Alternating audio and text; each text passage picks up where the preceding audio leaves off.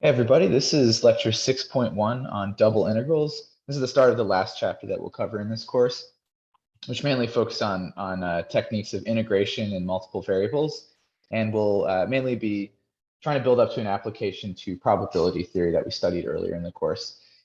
So the goals in this video are to introduce and study double integrals. We'll first learn how to approximate double integrals by approximating volume under a graph in 3 dimensions, a graph such as z equals f of xy. And the way that we'll approximate this is using a similar technique to the way that we approximated integrals in single variable calculus, where we added up the areas of rectangles. Here, instead of rectangles, we'll use something called a prism. It's basically a 3-dimensional version of a rectangle, and we'll add up volumes of smaller and smaller prisms to get better approximations to the volume under a graph. And after that, right away, we'll switch to a better technique for using calculus to calculate volumes, and this will use the notion of a double integral. So to get started, recall from single variable calculus, this is what I just mentioned a moment ago, that one way of computing area is by approximating the area using a number of rectangles that can be arranged above or below the graph of a function, such as in this picture. And we originally defined in calculus 1 the definite integral of a function f of x on the interval from a to b to be the limit of this process as the widths of each rectangle shrink down to 0. So in this picture, these golden rectangles are all of a fixed width delta x, and their heights are given by the function f of x plugging in some value on the interval, defining the base of the rectangle. And as we take the limit as that base width delta x goes to 0 of the summation formula of this is the formula for the area of each rectangle, we add them up to get an approximation, then that limit expression when it exists, and there's a theorem that said it does exist, equals the definite integral from a to b of f of x dx. We can do a similar method in multiple variables. For example, take the graph of a function f of xy viewed as some surface in 3 dimensions. So here we can see a surface shaded in this teal shape here. And if we divide the domain of this function, or a particular domain where we want to find the volume under the graph and above that region in the xy plane, such as, for example, in this picture, we see the domain region is x values running from 0 to 4 and y values running from 0 to 2. That defines a rectangle in the xy plane. Then we can subdivide this region into smaller rectangles and compute the volumes of the 3-dimensional rectangular prisms that lie over each of the rectangles in the xy plane. So visually, we chop our region up into small rectangles, and here these are actually squares because it appears that the delta x and delta y values, the length and width of each domain subrectangle is the same, but they could be rectangles in general.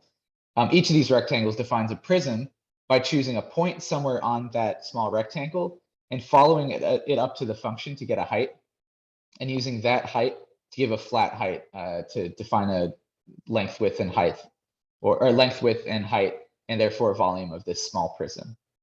So the way that we're going to approximate volume, and this is not an equality, but still an approximation, is to add up the volumes of each of these small rectangle, to add up the volumes of each of the rectangular prisms by adding up some measurement over each of the small rectangles in our domain in the xy plane. So we can draw a prism over each rectangle, but ultimately what we're going to do is to compute a volume by taking the height to be f of some xy pair corresponding to that small rectangle, and a to be a fixed area. And then we'll add up each of those small volumes to get the approximate volume of the whole figure. And then you can ask, what happens if we shrink those areas of the rectangles, or shrink the side lengths in the x and y direction down, and take a limit? And that will be on the next slide. But sometimes it's not possible to chop our domain region up into rectangles. And I just wanted to comment on this before we go any further. So sometimes our domain region in the xy plane is not a rectangular region, or maybe triangles would be sort of easy to handle as well, where we can chop things up into rectangles evenly. However, we can still approximate if we're able to chop up into mostly rectangles, and then we have some smaller figures you can see arranged around the boundary, we can still approximate the volume of the volume under the function over this domain region. Remember, this is just in the domain of the function in the xy plane, by chopping up into these small regions and then adding up the volumes of the irregular shaped prisms lying over each of these pieces. Now, it might not be possible to get a good volume number for each of these, so we'll want to further approximate by smaller and smaller rectangular regions. And ultimately, that gives us the notion of a double integral. So for the full definition, we want a reasonably well-behaved function f of xy. This basically means it's continuous or piecewise continuous, where maybe we have some sharp corners and drops and things, but they only occur along finitely many points or lines, so that we can chop up the region into smaller regions where the function is continuous over each of the regions. So for a function f of xy, we won't really have to worry about this in practice. The true volume under the graph of z equals f of xy that can be computed by these by taking limits of these approximations using rectangular prism volumes is called the double integral of the function f of xy over the region D. So here's the official definition. For such a function f, let's let D be some region in the xy plane, which we sometimes denote with the symbol R2. And if we divide D into n subregions, which could be rectangles where we know how to compute their volumes, or they could be those irregular shapes like on the boundary of this circle on the previous slide, we will call A sub I the area of the ith region if we list them in order. We will pick a point xi star comma yi star somewhere in that ith region. We will let absolute value of A, and we shouldn't say absolute value, it's just some expression representing the diameter of the largest of all of these regions. For example, diameter really means the distance between the furthest 2 points apart. So the diameter of the largest of any of these regions would be pick any of the interior squares and find the diagonal of the square and compute its length. And if we choose, so bar A to be the diameter of the largest region, and we shrink the largest region down to 0, then this will define the double integral of f of xy. It's going to be a limit over all possible divisions of D, where we shrink the largest subdivision or largest region AI down to 0 area. So the double integral symbol looks like this. You have two integral symbols indicating that we're integrating with respect to two input variables or in 2 dimensions over the region D of f of x comma y. And here, instead of dx or dy, we'll use the notation dA to represent that we're taking an integral with respect to measuring areas. And then the formula is we'll take each of those volume formulas and we'll shrink them down by letting the largest rectangle or the largest subdivision region AI shrink down to 0. So in practice, this is difficult to compute. It's already a difficult problem in single variable calculus. And early in this course, we learned some techniques for getting better approximations and understanding error in such approximations. With more variables, things get more complicated, of course, but computers in general can handle these approximations. And the limit process is actually the difficult part here. But let's at least form a rudimentary approximation in the following example. So we have a double integral that we want to compute. And again, this means we want to compute the volume of the region in 3 dimensions that lies under the graph of z equals x squared times y over the region D shown in this picture, which is in the domain of the function f, or the domain of the function x squared times y. We're going to approximate this volume by computing some volumes of each of these rectangular prisms. We've seen just the bases shown here, but we want to imagine there's a height sticking out of the screen towards us. And we'll compute each of their heights by choosing the midpoint of each rectangle. So here's how we do it. The first thing to do, and I did it on the picture for you, is to highlight the points that you want to plug into the function in order to compute heights. And you can imagine for each one of these, there's some f of x comma y value up here. We're going to use that in order to compute the volume of this rectangular prism. I probably should have put some, oh, there's the one that's missing. put some dotted lines in there. Oh, I see the one I messed up, sorry. There we go. So this is one of the, so there's the height given by that midpoint. This is one of the four small rectangular prism volumes that we'll compute. But let's first assemble our list of midpoints. And we want to do this algebraically, give them coordinates so that we can then plug them into the function to compute their heights. And the midpoints are given by the coordinates 1/2, comma 1/2. That's this first one here. 1/2, 3/2, and 3/2, 1/2, and finally 3/2, 3/2. You can write these as decimals too, 0.5 and 1.5. I'm going to do it this way because it's a little easier to do the next part together.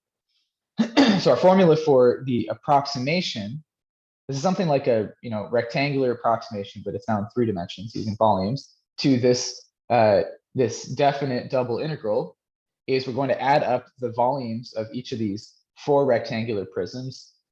And you'll notice that the so delta A in this case, or actually, sorry, I think we're denoting it just A.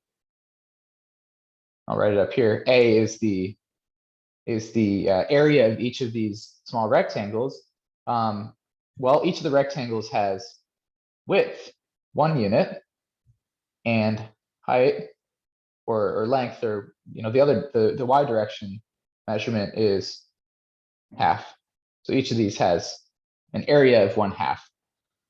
So I'm going to put a 1/2 out front because each of them will have 1/2 base area, and then we just want to multiply by the heights. And I'm just going to add up in a big set of parentheses all of the heights of these 4 different prisms.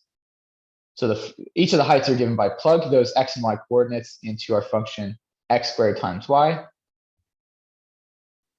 So let's do this as follows. I'll have the x coordinate of the first point, 1/2, 1/2, times the y coordinate.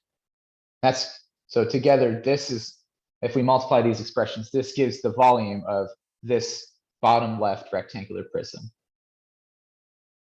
Next, moving to the right, I'll have an x coordinate of 1/2, and that gets squared, and then a y coordinate of 3/2. I think I'm going to run out of room. Oh, that's okay. Next, moving to the top left, I'll have an x coordinate of 3/2 that gets squared, and a y coordinate of 1/2. And finally, I'll have an x and y coordinate with 3/2. So now it's a matter of just working this out algebraically. Let's compute this value. I'm going to keep the 1/2 out front. You see there's a lot of 1/2s in there, but it won't be so bad. I'm just going to write, and it looks like everything has an 8 in the denominator. So I just need to figure out what the numerator is. The first one is 1/8, and then a 3/8, and 9/8. And lastly, let's see, it'll be 27/8.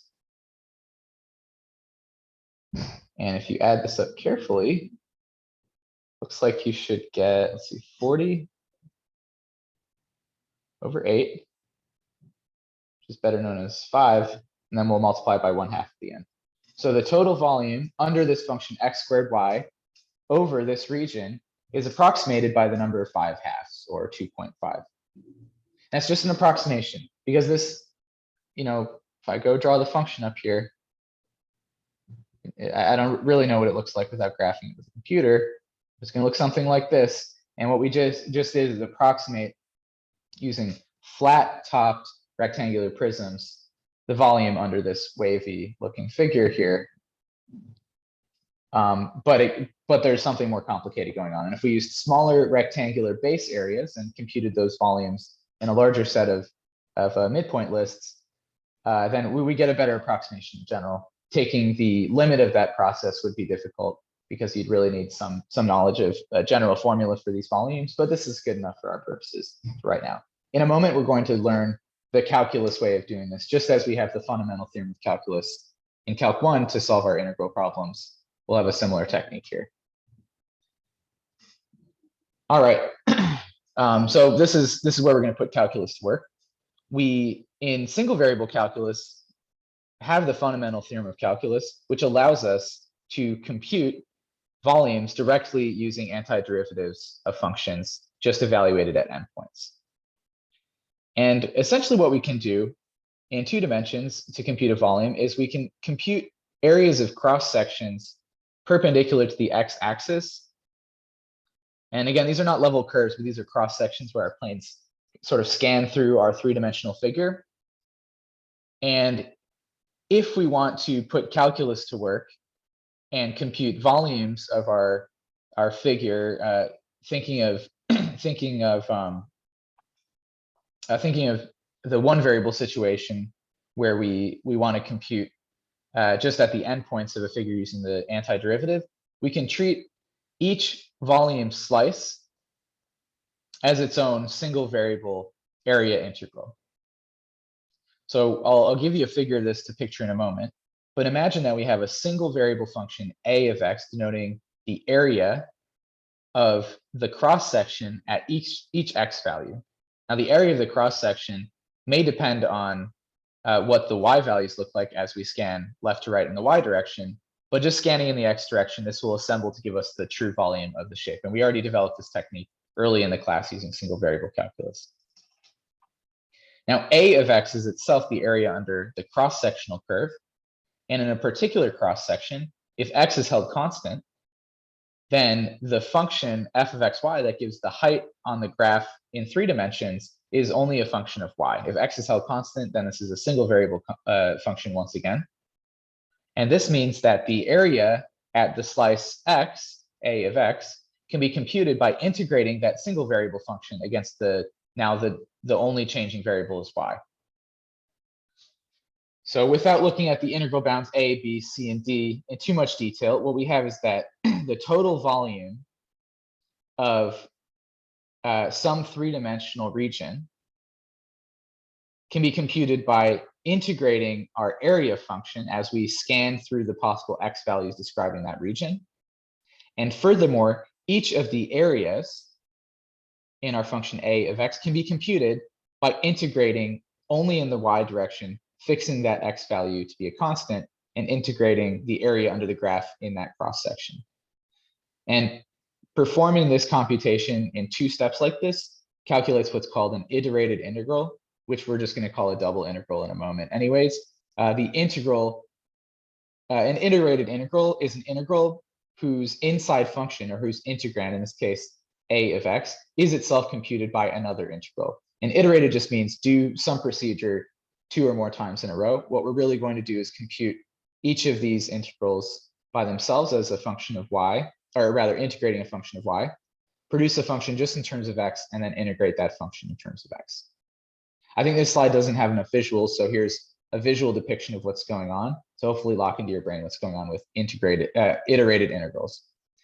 So here's some region in 3 dimensions, and it's defined by some base region, again, a rectangle in the xy plane. If we want to integrate to get the volume under this graph of f of xy over this rectangular region in the xy plane, what we want to do is slide through or scan through the possible x values just along the x-axis, and at each of those x values, let's fix one with this big gold dot here. At each fixed value, we want to take a cross section which is perpendicular to the x-axis, and then go up to the graph and look at now the single variable function that's only moving in the y direction. So you can see where these 2 figures meet. There's this little gold slice that just barely touches up against the blue surface. That's going to be a single variable function f of y, or f of xy, but x is held constant. And the area of this gold slice underneath the graph is given by the integral in the y direction of our function. And we're going to assemble all of the different slices by integrating in the x direction. We want to add up each of these slices. Each of these slices has an area which is given by some function of x, but each of those functions of x in particular can be determined by integrating a function of y. And the main theorem that allows us to do this, and really to do this without fear of getting the wrong answer, just like our fundamental theorem of calculus in Calc 1, is something called Fubini's theorem. You can think of this as the iterated integral theorem, which says that if we have a domain D and we have, again, some nice enough function f where you don't have any crazy discontinuities, then for any domain D that we want to integrate over, the double integral of f with respect to area over this region D can be computed by an iterated integral, where first we integrate the function f of x comma y with respect to y, where the y bounds range from c to d. And then we take the output of this, which is still a function of x, and integrate the result as a function of x from the integral bounds a to b. And again, a and b are the x bounds of our domain D. C and D are the y bounds of each of the cross sections. So C and D, we'll see later, could potentially depend on x. And the nice thing, and really the main constant of Fubini's theorem, says that if we switch the order and we took cross sections that were perpendicular to the y-axis, we'll actually get the same answer. So just to quickly read through what the other version says, or what the main constant of Fubini's theorem says, is it says that the double integral, again, over the region, we're trying to compute the volume under the graph of f of x, y, can alternatively be computed by scanning in the y direction, and for each y slice, integrating the variable x of our function f of x, y, which now with y held constant is just a single variable, a function of x, where the bounds a, b now are corresponding to the bounds of the variable x in that single y slice, and then taking the resulting function of y and integrating with respect to y along the y bounds c to d. Now, this is complicated in general, so we're going to do a few practice runs of this, and we'll have some more practice in the classwork. But the main idea here is to, with an iterated integral is to integrate one variable at a time. This should feel similar to, but not completely analogous to, what we do with partial derivatives. In partial derivative land, when we're taking derivatives of functions in multiple variables, we fix all but one of the variables, hold them constant, and just do calculus on one variable at a time. Where this is really analogous is where we compute the gradient, or compute a directional derivative, or a differential. These are all related from a few videos ago, in which we compute a derivative for each variable at a time and then assemble them in some way. Now, this is integral calculus, so we're trying to undo derivatives, essentially. We can use the fundamental theorem of calculus for each of these steps. But the main ingredient in each step is to focus on a single variable, do a calculus technique to that single variable, and then keep going until you've done all of the variables. So let's do a practice run on the exact same problem that we previously only approximated. Notice that we got, or remember that we got an answer of 5/2 when we approximated this. Let's see what the true value of the volume under this graph over this rectangle is using iterated integrals. So the first part of Fubini's theorem says that this double integral over the region D can be evaluated by taking, actually, let's see, I think I did the second part of Fubini's theorem, by taking the integral with respect to x over the x bounds first, and then secondly, calculating the resulting integral in the y direction over the y bounds. So what I've actually done here is I did the following. Here, I'll draw it in green, I guess.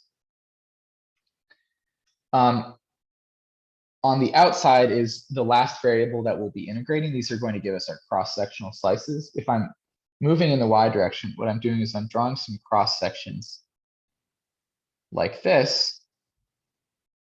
And actually, it's not a flat top, it's going to be some curve. And each of these cross sections has an area, which is going to be computed by this inside integral in terms of the variable dx. Notice that these are functions that transform in the x direction. So those will have areas that are a function of x. Let's go ahead and compute this. And the name of the game here for iterated integrals is, it's not just do one variable at a time, but more specifically, once we have our symbols set up, is to work from the inside out.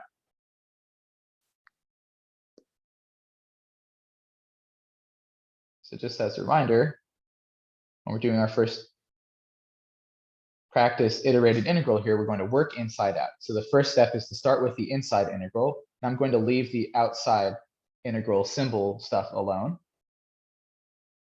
I'll put a dy at the very end to remind us to take the dy integral. But first, let's take the integral from 0 to 2 of the function x squared y with respect to x.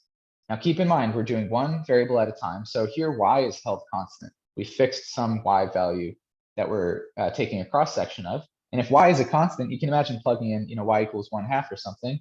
We just need to integrate the old fashioned way, the function x squared, which is going to give us 1/3 x cubed.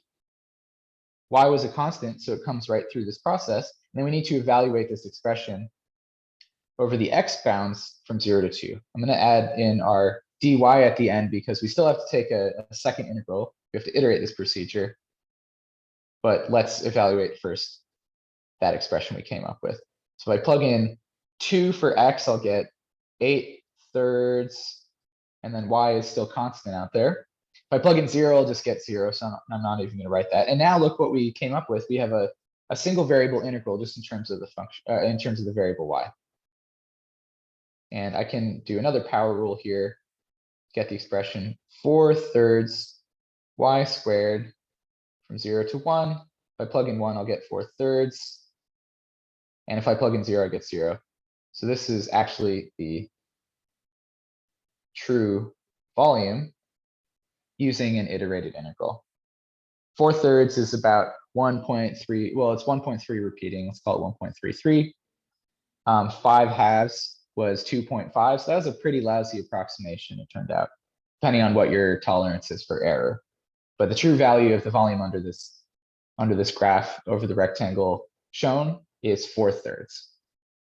I'll leave it as an exercise for you to switch the order of integration, meaning go back and look at Fubini's theorem and write down the correct expression where I have a dy instead of dx in my integral.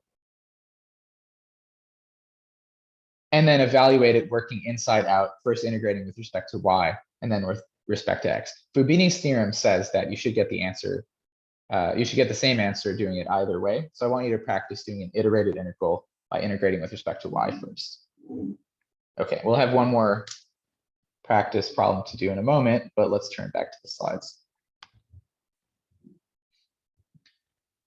So in general, we can't expect to factor out the inside integral and compute two separate single variable integrals. So in a general problem, the y bounds, basically the bounds of the inside integral along that cross section could depend on the other variable.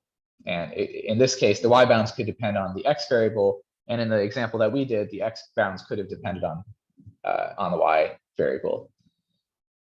However, for certain types of functions and for certain domains of functions, we can actually factor our double integral into two separate single integrals and just multiply the results. We'll see that it was possible in the previous problem to do this, but in general, this is a very special situation. So the theorem says that if we integrate from a to b in the x direction and from c to d in the y direction, and a, b, c, and d are all constants, this actually means that we're integrating over a rectangle. This is the only type of xy plane region that this will work with.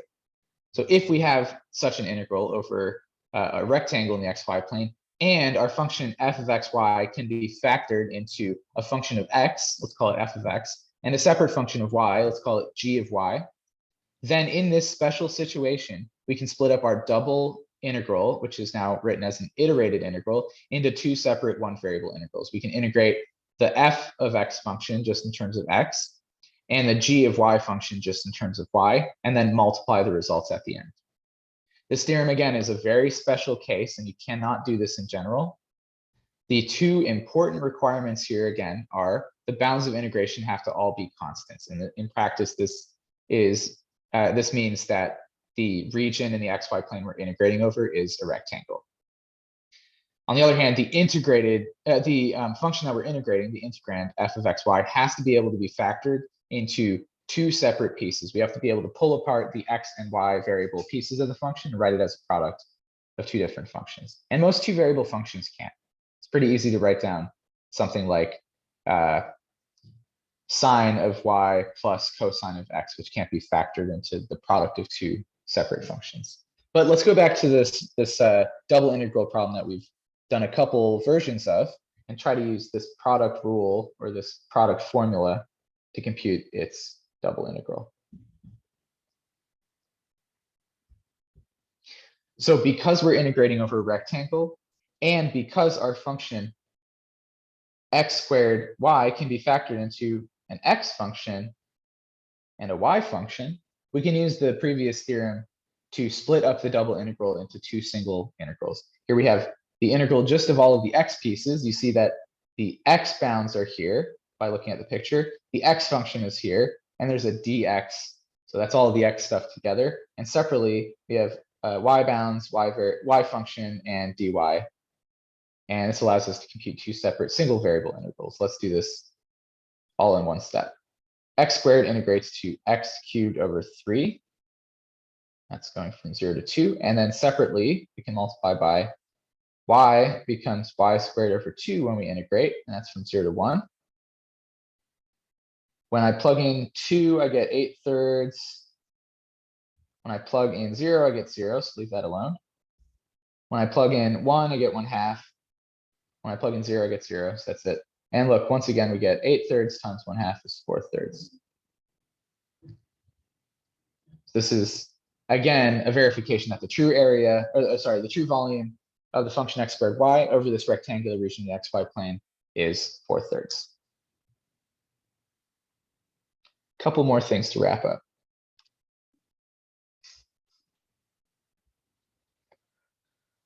Because we're learning about applications in this class, I just want to keep in mind what these things are expressing. So one easy way, or one convenient way of keeping track of what's going on in these multiple integral problems is by keeping track of the units on each variable. So if you remember from single variable calculus, single variable integrals can compute the total change given some rate of change function. So this is really the formula that the integral of the derivative of some function gives displacement of the total function f. For example, if I integrate some rate of change function whose units are meters per second, then the output of that integral will be the total meters traveled, or a displacement in meters in the position function. If I have a rate of change function that's GDP growth per year, and this is something I want to integrate, then the integral will return a value in terms of total GDP growth just as a dollar amount, or as a currency amount. And similarly, if I have the mass of a chemical produced per second in some chemical reaction, and I integrate that rate of change formula, then I should get a total mass produced as an output of the integral. And a similar thing happens in multivariable calculus. Let's suppose that we have a function of two variables that over a map of part of the US, the function returns the rainfall per square kilometer. Then integrating this function over some region in this two-dimensional picture, in this two-dimensional map, will tell us the total rainfall in that region that we integrate over. So rainfall per square kilometer is a rate of change function for rainfall, and integrating it using a double integral, using any of the techniques we learned in this video, will tell you the total rainfall in that region. And in practice, this is how the Weather Channel or other weather sources will tell you about total rainfall. You know, the region around lower Ohio, or let's say Southwest Ohio, received 43 inches of rainfall in the past, however many days. That's computed by some sort of double integral. And in practice, it's approximated because we can't know the true rainfall amount down to the drop, but it's usually a good approximation. Solar panels are a similar type of two-dimensional region that you can compute different amounts over by evaluating double integrals. For example, if we have some function that tells us about the watts per square meter that are produced by a solar panel, or even an array of solar panels, then integrating that function, watts per meter, that's a rate of change, will give the total energy generated over all of the square meters in that array. And in practice, this is how solar panel companies can calculate and report the total output of some particular solar panel or an array of solar panels. Another application that we're going to continue to explore in the next few videos is probability. And what's going on with probability is if we generate a data set where we've measured two different variables. We have two pieces of information or two coordinates that correspond to different measurements or data points, then the probability that a random data point lies in a given region, or the probability that a random data point is near the other data points we've measured, can be computed by something called a joint density function over that region. And a joint density function is just a multivariable function whose heights will correspond to probabilities of points lying in a certain region of the XY plane. For example, if we have a set of observations that we've plotted using the two coordinates, the two pieces of information we measured, and we have some joint density function that describes the probabilities of any observation lying in this case, it's an age versus LDL cholesterol.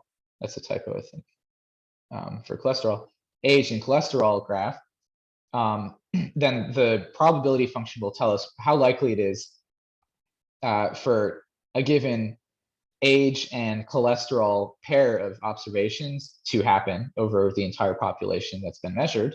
And if we have a small subset of this sample space, or a small subset of the population whose age and cholesterol we plot, we can determine how likely it is that this particular collection were to occur in general by integrating the set, or on the other, or conversely, how likely it is for a random person to fall into this small data set. And if there's a low probability of this happening, that corresponds to having a high correlation among the data, that there's some other feature that unites these data points that we weren't able to observe using the joint density function. So that's still to come, but here's some summary questions for you to ponder before going out and doing some practice problems. First, what shape do we use to approximate volume under a surface in 3 dimensions? What formula can we use to compute the exact volume under a graph of a function such as z equals f of xy? Next, what does Fubini's theorem tell us, and how do we use it in practice? And finally, what conditions do you need in order to write a double integral as a product of 2 single integrals, one with respect to x and the other with respect to y? So that's all for today. We'll compute lots of examples of iterated integrals and double integrals using these techniques together in class. But for now, you have a few practice problems. You have the function I gave you, and then plenty of other multivariable functions and regions that you can try to compute over using these techniques. So I'll see you next time.